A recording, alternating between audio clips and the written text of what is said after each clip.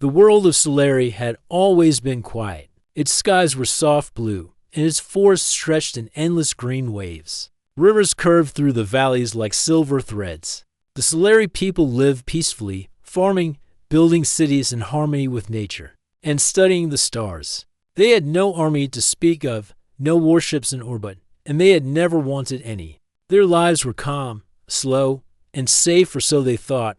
One morning, a warning arrived in their small council chamber. A scout vessel from a nearby system brought news that the Korvath, a cruel empire from the dark edges of the galaxy, were moving closer. The Korvath destroyed worlds without mercy. They did not care about peace or diplomacy. Their armies consumed everything in their path. The Solari Council could hardly believe the message. Their planet had been untouched for thousands of years. Now they were a target. "We cannot fight them," said an elder named Nalin. His voice shook. "We are too small. Our cities are not fortified. We do not even have weapons that can harm a Korvath ship." Leora, a young leader in the council, looked out the window at the forests. She could feel fear, but she also felt a strange spark inside her. "We must ask for help," she said. "We cannot face them alone. The galaxy knows we are in danger. Someone will come. They must." Sending a distress signal across the galaxy was simple for the Solari. They had excellent communication technology, but asking for help was different. For centuries, they had lived quietly. Other worlds never answered their calls for minor issues. Now, they were pleading for survival. They sent a message, a clear beacon of hope and fear, calling for any civilization willing to help. Hours passed, days passed, weeks passed, and still, there was no answer. The Solari people began to whisper among themselves. Some said the galaxy had turned its back on them. Some said the Korvath would arrive before anyone could respond. Fear grew like a dark shadow over the forests and cities. But far from Solari, in a part of the galaxy few had ever visited, a human research ship named the Intrepid drifted among the stars. The ship was small, with a crew for people who were used to danger. Captain Eleanor Brooks stood on the bridge, staring at the navigation screen. Her hair was tied back, and her eyes were steady. She was used to making decisions that could mean life or death. "Captain," said Jason Cole, the pilot, pointing at a blinking signal. "I'm picking up something strange. It's some kind of distress call. I've never seen this kind of signal before." Eleanor leaned closer. The signal was weak but clear. It carried fear and urgency, and beneath that, there was something else. It carried hope. Hope that someone, anyone, would come. She frowned. Humanity had a reputation in the galaxy. Other species called them Deathworlders. Dangerous, unpredictable, ruthless. But Eleanor had never been cruel. She knew humans were strong and adaptable, survivors in every sense. "Show me the source," she said. The screen shifted, showing a blue-green planet with forests and rivers. The signal was coming from its surface. "That's Solari," Ryan Hale, the ship's xenobiologist, said. He studied alien worlds. "It's beautiful and peaceful. I can see why no one would expect them to need help. But the signal, it's desperate. Someone there is terrified."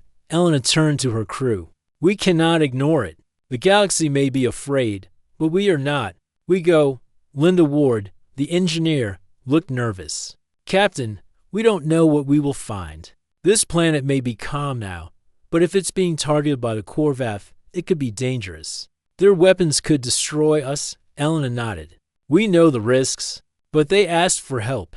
That is enough." The humans prepared their ship for landing.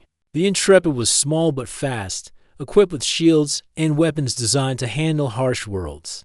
Humans had survived in dangerous places before. They could handle this when they arrived above the Solari planet. The humans saw a world like no other. Rivers sparkled in the sun. Birds flew freely in the forests. Cities were small and delicate, made of light materials that blended with nature. There was no sign of war. No walls, no weapons. The humans had seen many worlds like this before, but they had never landed on one so fragile. As the ship descended, Solari people watched from below. They had never seen humans. They had read the ancient records, where humans were described as terrifying creatures who thrived on dangerous worlds. Their legend said humans were strong, wild, and unkind. But now, these humans were landing with no weapons drawn, no ships blocking the sky.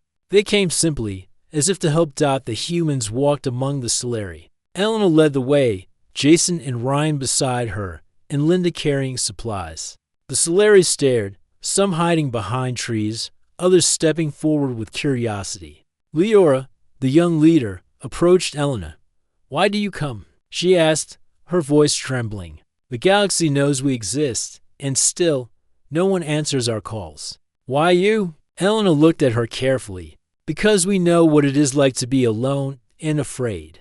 Because we know what it is like to face danger when everyone else turns away. We come to help." "That is enough." Leora studied her for a long moment. The Solarii had never seen humans like this. They expected destruction, fire, or at least greed. But these humans had calm eyes, hands that did not shake, and a quiet confidence that said they would fight if necessary. The humans met with the council and listened as the Solarii explained the Korvath threat. Ships capable of destroying cities were heading toward their system. There was no way to stop them with the Solari's technology alone. The humans nodded.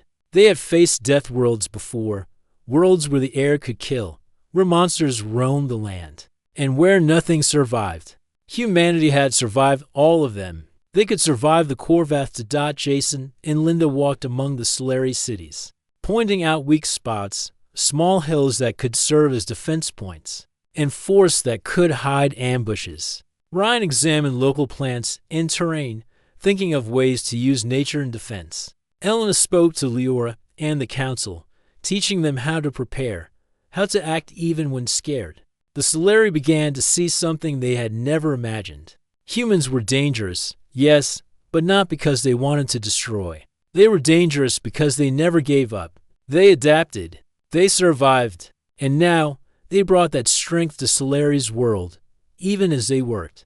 The signal from the Korvath grew stronger. Scouts from the Empire had already entered the system. The humans could feel it in the ship, a distant shadow moving toward the planet. The Solarii had never faced war before. Their citizens were terrified, hiding in homes or running through forests. But with humans there, they began to act differently. They built shelters, moved supplies, and prepared for what was coming. Elena watched the sunset with Leora from a small hill overlooking the city. "You are strong," Elena said. "Your people are not weak. You just never had to face the worst before. You can survive this, but you have to fight. Not like monsters, but like yourselves. Use your minds, your courage, your hearts." Leora nodded. "We will try," she said. "We never knew what hope felt like until now." Night fell, and stars filled the sky. In the distance, faint lights of incoming ships could be seen. The Korvath were coming, but on Solarii, for the first time in a long time, the people did not cower completely. They had humans with them. They had hope. Elena returned to the bridge of the Intrepid. Jason and Linda prepared the ship for rapid maneuvers. Ryan studied maps and patterns of the Korvath fleets. They all knew the battle would be hard, but humans did not shrink from hard battles. They had faced worlds where no life should have survived. They had faced monsters and chaos and still stood tall. The humans had answered a call that no one else would. And now, the fate of Solarii rested in their hands. As the stars glimmered above, the humans and Solarii together prepared for the storm that was coming. It would be the first time the galaxy would see what happened when humanity's Deathworlders chose to protect instead of destroy. The day after the humans arrived, the Solarii began to change. The quiet, peaceful world was no longer silent. People moved with purpose, building shelters and reinforcing small buildings. Under the guidance of humans, they learned to see danger not as something impossible to fight, but as a challenge to overcome. Captain Eleanor Brooks walked through a small Solarii city with Leora. Children hid behind their parents, but they peeked curiously at the humans. "They are different," Leora whispered. "I thought humans would be terrifying, but they give me hope." Elena smiled. "We are not monsters. We survive, we adapt, we protect. That is all." Jason Cole, the pilot, was busy showing Solarii engineers how to use simple traps and defenses. He pointed to a hill that overlooked the river valley. If the Corveth tried to move their ships close, we can hide small weapons there. You don't need much, just good positions and a little trickery. They will never expect it. Linda Ward helped build early warning devices using local materials. She connected small metal wires, simple sensors, and energy crystals from the planet. It's basic, she told a group of Solari workers, but it works. When the Corveth approach, these lights will blink and make noise. That way, we can get people to safety. Ryan Hale moved among the forests, observing how Solari plants and trees could be used to hide soldiers or create natural barriers. Your trees are excellent, he said. They are strong, dense, and tall. If we use them correctly, the Corveth will not see the people hiding behind them. Nature itself will help us fight. Lior gathered young Solari volunteers to help the humans. I know you are afraid, she said, but we must try. The humans will teach us.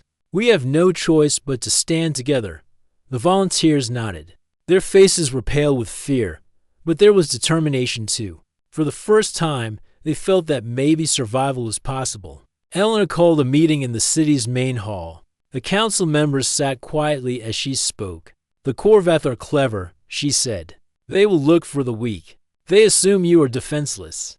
That is their mistake. But you must follow instructions. Move quickly, work together, and do not panic. You can survive if you act smart. One council member, a man named Nalin, spoke hesitantly. But the Corveth have weapons that can destroy cities in seconds. How can we possibly fight that? Elena looked at him steadily. You won't fight them like you would in a fair duel. You will use the environment. You will hide. You will confuse them. You will survive long enough for us to strike at their weaknesses. That is how humanity survives against stronger enemies. That is how you can survive too. Jason led a group of volunteers to the hills outside the city. He showed them how to dig small trenches, how to hide in shadows, and how to move silently through the trees. Some Solari were clumsy at first, but they learned quickly. They had never thought of hiding as a strategy, but with humans, it became clear that cleverness could beat raw power. Meanwhile, Linda taught the Solari how to make simple barricades and use small energy pulses to block sensors. You don't need giant weapons, she said.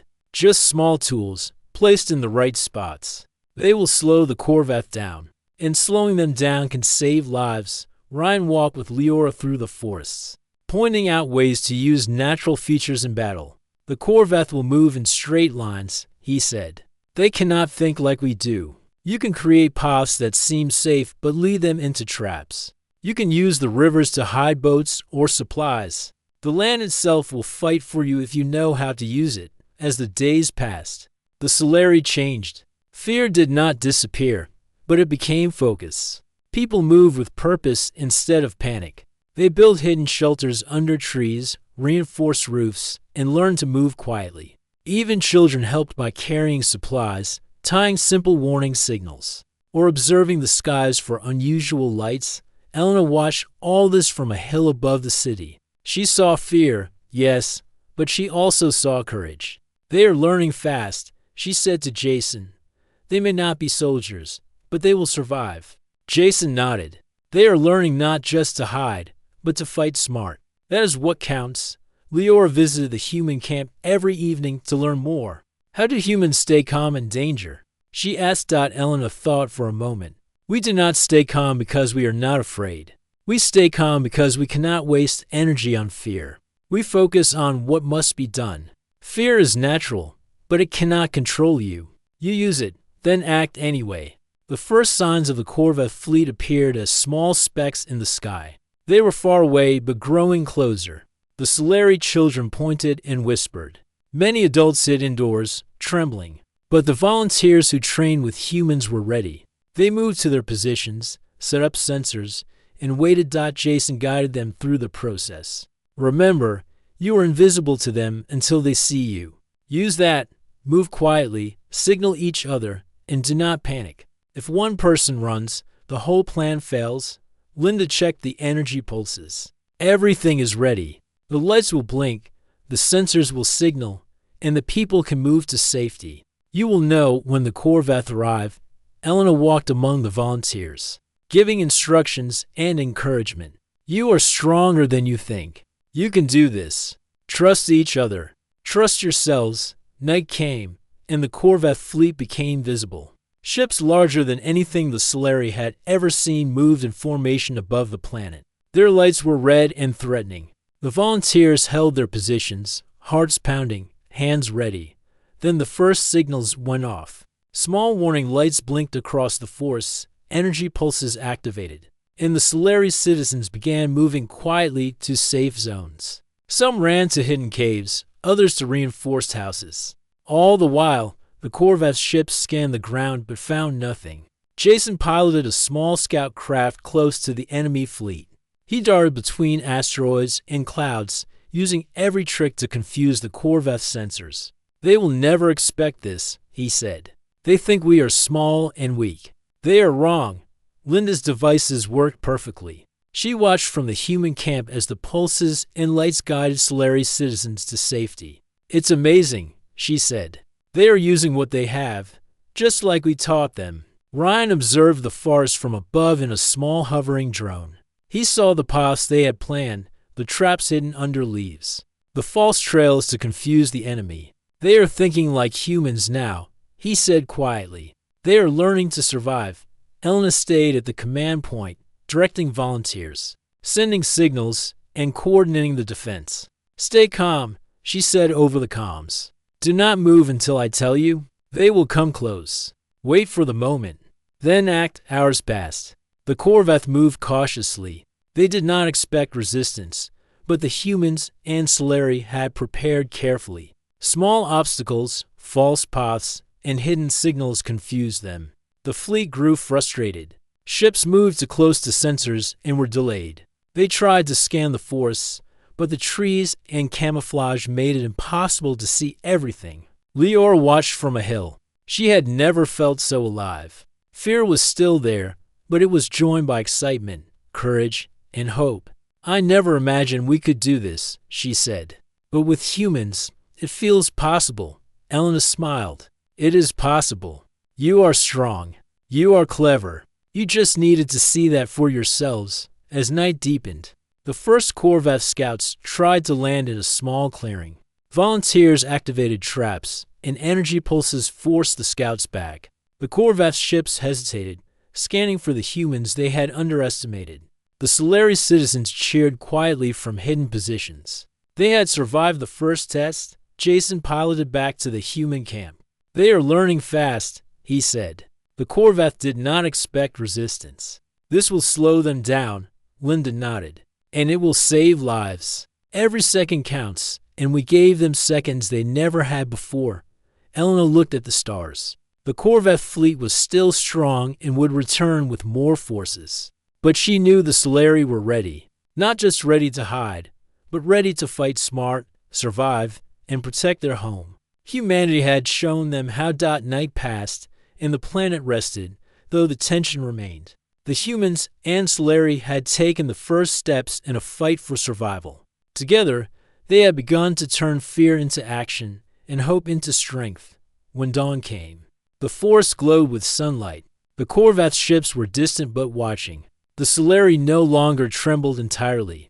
They had learned that courage was not the absence of fear, but the decision to act anyway. And with the humans at their side, they knew they had a chance. Elena looked at Leora. Tomorrow, we prepare for the next wave. The Corvette will return, but so will we. We fight not because we want war, but because we must survive. That is enough, Leora nodded. And we will fight, not like soldiers, but like ourselves, with cleverness, courage, and hope. With humans teaching us, we will not be easy to destroy. The day ended, but the battle had only begun. Humanity had brought its Deathworlders' strength to a peaceful planet, and the Solari had begun to see what it meant to survive in a galaxy that often turned away from the weak. The Corvette fleet had returned, larger and more menacing than before.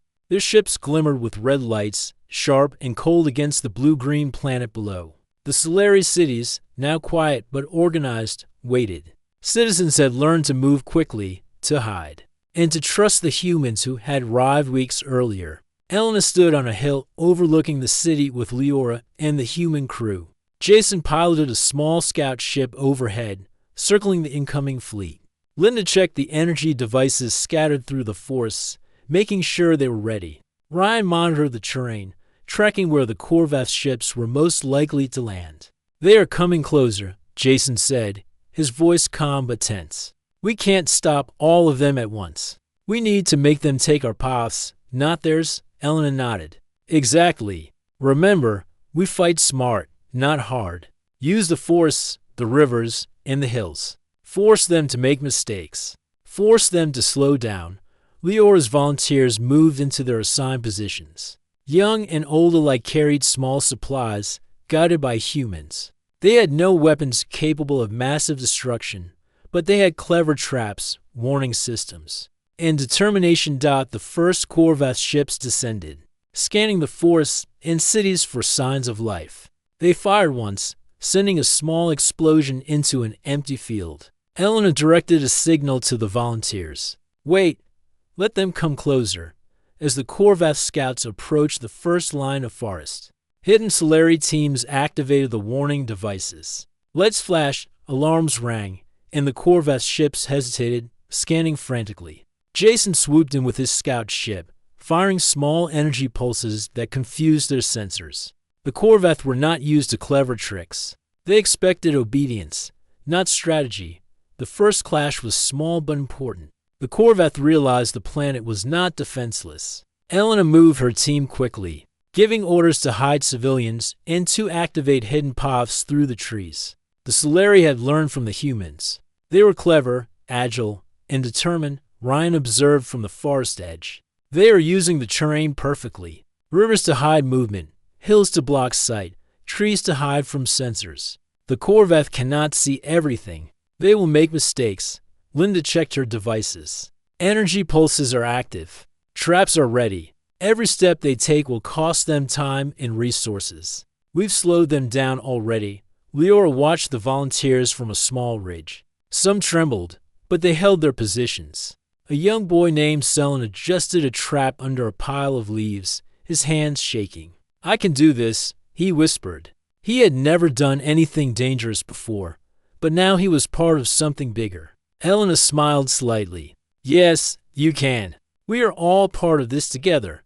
The Corvath scouts tried to move through the forests, but they walked into the traps set by Linda and Jason. Small explosions and energy pulses forced them to retreat. Confused, they fired at shadows that did not exist. The humans and Solari were invisible to them, striking only where necessary. Suddenly, one scout ship attempted to land near a small village. The volunteers activated the signals. Citizens ran to hidden shelters, and Jason swooped down with his scout, firing pulses that disrupted the Corvath sensors.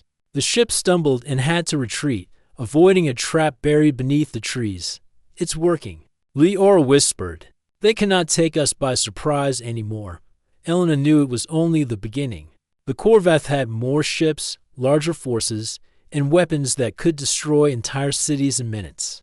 But the humans had taught the Solari to be unpredictable. They had learned to use the planet itself as a shield and a weapon.